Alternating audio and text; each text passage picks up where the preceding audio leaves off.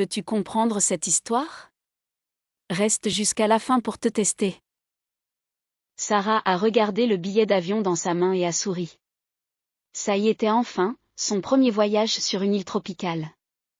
Son petit ami Marco était assis à côté d'elle, tout aussi enthousiaste pour leurs vacances. Ils avaient économisé pendant 6 mois pour se permettre ce voyage. Le vol a duré 8 heures, mais ils ont regardé des films et discuté. Quand l'avion a atterri, l'air chaud a rempli la cabine. Bienvenue au paradis, a annoncé le pilote par haut-parleur. À l'extérieur de l'aéroport, les palmiers se balançaient doucement dans la brise. Un chauffeur de taxi a proposé de les emmener à leur hôtel. Le trajet le long de la côte a été magnifique. Ils pouvaient voir l'océan turquoise par la fenêtre de la voiture. Leur hôtel était un petit bâtiment avec un toit rouge près de la plage. La réceptionniste leur a donné une clé de chambre et une carte de l'île.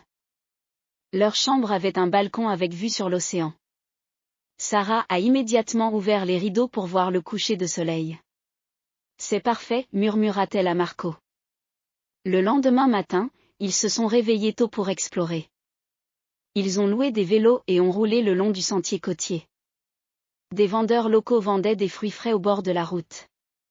Marco a acheté des mangues et des ananas pour le petit déjeuner. Le jus coulait sur leur menton pendant qu'ils mangeaient. Après le petit déjeuner, ils ont trouvé une plage tranquille avec du sable blanc. Sarah a étendu sa serviette sous un palmier. Marco a sauté dans l'eau cristalline. L'eau est si chaude, cria-t-il joyeusement.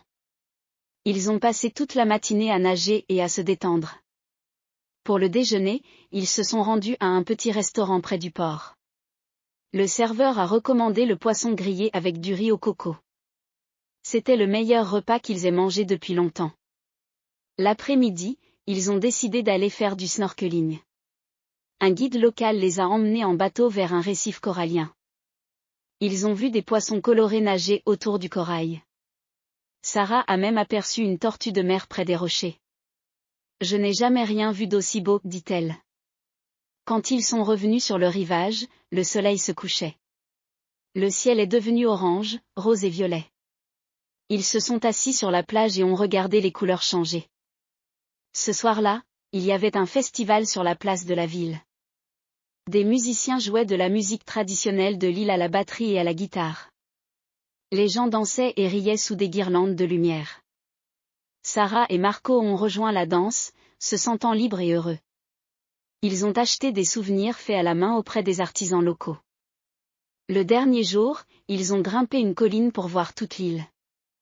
Du sommet, ils pouvaient voir des plages, des forêts et de petits villages.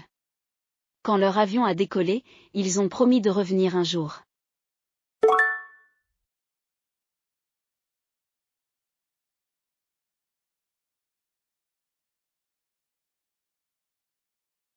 Apprends avec lingostory.app.